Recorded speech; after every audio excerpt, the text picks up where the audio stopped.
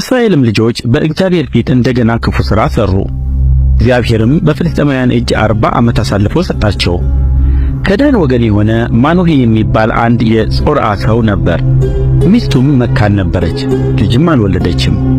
የእግዚአብሔርም መልአክ ለሴቲቱ ተገልጦ እንዲህ አላት፣ እነሆ አንቺ መካን ነሽ፣ ልጅም አልወለድሽም። ነገር ግን ጸንሻለሽ፣ ወንድ ልጅም ትወልጃለሽ።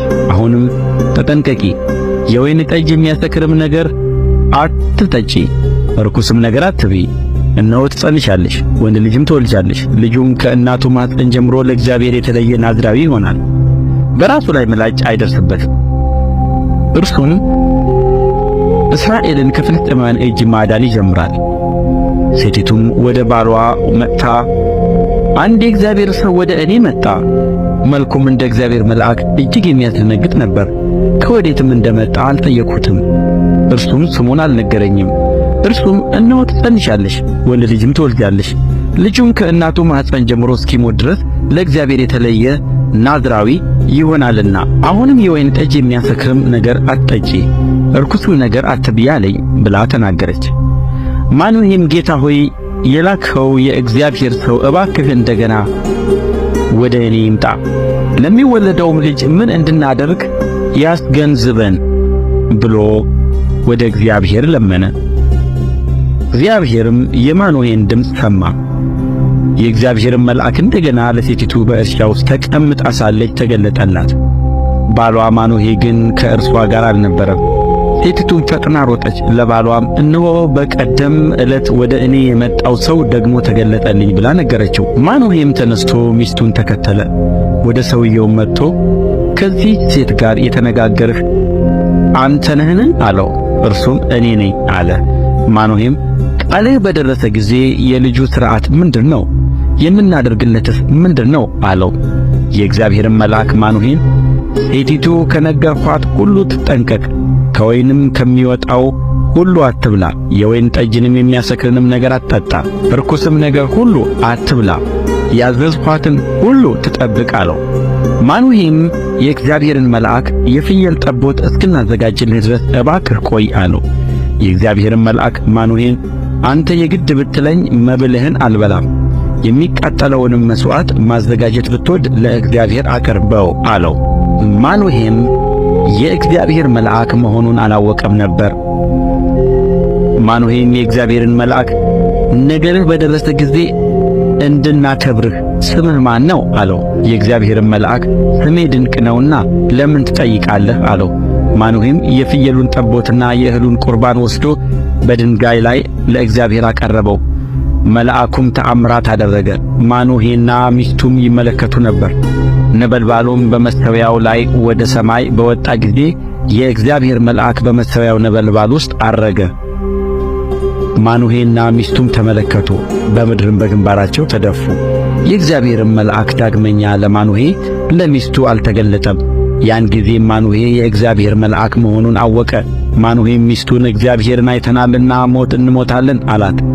ሚስቱም እግዚአብሔርስ ሊገድለን ቢወድድ ኖሮ የሚቃጠለውን መሥዋዕትና የእህሉን ቁርባን ከእጃችን ባልተቀበለን፣ ይህንም ነገር ሁሉ ባላሳየን፣ እንዲህ ያለ ነገርም በዚህ ጊዜ ባላስታወቀን ነበር አለችው።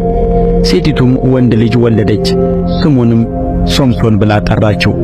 ፍቅር ማረከኝ በሕይወቴ በዘመኔ፣ ፍቅር ማረከኝ በሕይወቴ በዘመኔ። የአባቶች አምላክ የሰራዊት ጌታ እግዚአብሔር ሆይ የኔን ባዶነቴን ታውቃለህ። ለአሕዛብ መሳለቂያ ብሆን ያንተ መንግሥትም አይከብርም። ስለዚህ ጉልበቴን መልስልኝና አብረህ ከነሱ ጋር አጥፋኝ፣ እንደበደልኩ አውቃለሁ። በአንተ ፊት ሰማያት እንኳን ንጹሕ አይደለም ብሎ አለቀሰ። ያን ጊዜ ይላሉ አባቶቻችን ጠጉሩ መብቀል ጀምሮ ነበረ። መብቀል ጀምሮ ስለነበረ ጉልበቱ ተመለሰ። ምሰሶውን አስዘኛልና ብላቴናውን ምሰሶውን ይዞ ነቅ አርጎ ደርምሶ በእጁ እኮ ነው ምሰሶውን የነቀነቀው። አብሮ ከመኳንንቱ ጋር እሱ ሞተ። እንዲያውም ሶምሶን በሕይወት ሳለ ከገደላቸው ጠላቶቹ በሞቱ የገደላቸው ይበዛሉ ይላሉ አባቶቻችን። ይህ ማለት ምን ማለት ይመስላችኋል? ሶምሶን በአዳም ይመሰላል። ሶምሶን ያጣው ጉልበት የጸጋ ጉልበት ናት፣ የጽድቅ ጉልበት ነው። አዳም ልጅነቱ ከሰውነቱ አልወጣችም፣ ግን ልጅነቱ አቅም አልነበራትም፣ ኃይል የላትም። የዛሬ ልጅነት ባህረ እሳትን ያሻግራል።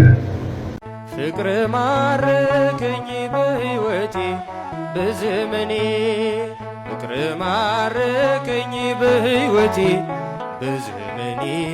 በግንባር ቀደምትነት ከሚጠቀሱ የእስራኤል መሳፍንት መካከል ሶምሶን የሚባሉ መስፍን አንዱ ነው። ሶምሶን እግዚአብሔር አምላክ የሰጠው ልዩ የሆነ ጸጋ ጉልበተኛ ወይም ኃይለኛ መሆንን፣ በዚህም ኃይል ወይም ጉልበቱ ተጠቅሞ ፍልስጤማውያንን በእስራኤል ላይ እንዳይሰለጥኑ እስራኤላውያንን እንዳይረቱ በጣም እሱ በነበረበት ዘመን ሁሉ ጋሻ ሆኖ እስራኤል ሲጠብቅ የነበረ መስፍን ነው፣ አስተዳዳሪ ነው ማለት ነውና ሶምሶን ታሪኩን እንደምናውቀው አወዳደቁ ክፉ የሆነ የሚያሳዝን መጨረሻን ያሳለፈ አባት ነው። ይህ አባት ደሊላ ከምትባል እስራኤላዊት ካምችን ከፍልስጤማውያን ወገን ከሆነች ሴት ጋር ሆኖ ወይም ከሷ ፍቅር ይዞት በሷ ምክንያት ተፈትኖ ወድቆ እግዚአብሔርን ያጣ፣ እግዚአብሔር የሰጠውን ኃይል ያጣ፣ መጨረሻም በጠላቶቹ እጅ ተይዞ ብዙ መከራን የተቀበለ መጨረሻ ላይ ደግሞ እነሱን ተበክሎም ራሱም የሞተ ሰው ነውና የወደቀበትን ታሪክ ስንመለከት ወደኛ ህይወት አመተን እንድናስተውል የሚያደርግ ትምህርት ያለው ታሪክ አለ። ምናልባት ከዚህ በፊት በጴጥሮስ ታሪክ ላይ ከተመለከተን ሐሳብ ጋር የሚገናኝ ይመስለኛል። ሶምሶን የወደቀው እንዴት ነው? ከዚህ ሴት ፍቅር ከያዘው በኋላ እሷ በምትኖርበት ዋሻ ውስጥ ሲኖር የፍልስጤም ሰዎች ይሄንን ሰምተው ወደ ደሊላ መጡና አንቺ የኛ ወገን ነሽ፣ እኛም ካንቺ ወገን ነን፣ ይህ ሰው ጠላታችን ብሎ ታውቂያለሽ፣ አሳልፈሽ ብትሰጪን እያንዳንዳችን 1100 ብር እንሰጥሻለን ብለው ቃል ኪዳን ገቡላት። እነዚህ የፍልስጤም ልዑላን ወይም ደግሞ ባለስልጣናት ማለት 1100 ብር እንሰፍርልሻለን፣ ሶምሶን አሳልፈሽ ሰጪን ብለው ደሊላን አሳመኑት። ደሊላ እሺ አለች። ያው መጀመሪያ ተገቢ ያልሆነ ጥምረት ስለነበረ ለዛ አስፈራራችን ምስል ማለት ነውና የሚገርማችሁ ሶምሶን በሷ ከመረታቱ በፊት 3 ጊዜ ሊያታላት ሞክሮ ነበር።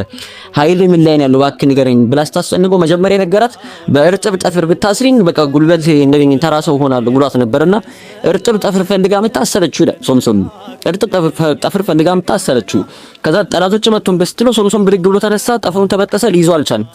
በጣም አቆረፈች። እንዴት ይፈታልኛል ብላ ተቆጣችው ይላል። መቆጣት ማቁረፍ የነበረበት እኮ እሱ ኃይሉን ተሰጥቶ ጠፍራም ታስላሰለችው ማለት ነው። ሶምሶን ግን እናላስተዋለም አባበላት ደግማ እንደኛ ኃይል ምን ላይ ነው ያለው ብላ ስትጠይቀው አዲስ በሆነ ገመድ ምንም ስራ ባልተሰራበት ገመድ ብታስሪኝ ኃይሌ ይጠፋል፣ በቃ ምንም ኃይል አይኖረኝም ብሎ ነገራት። አሁንም አዲስ ገመድ ፈልጋ መታሰረችው።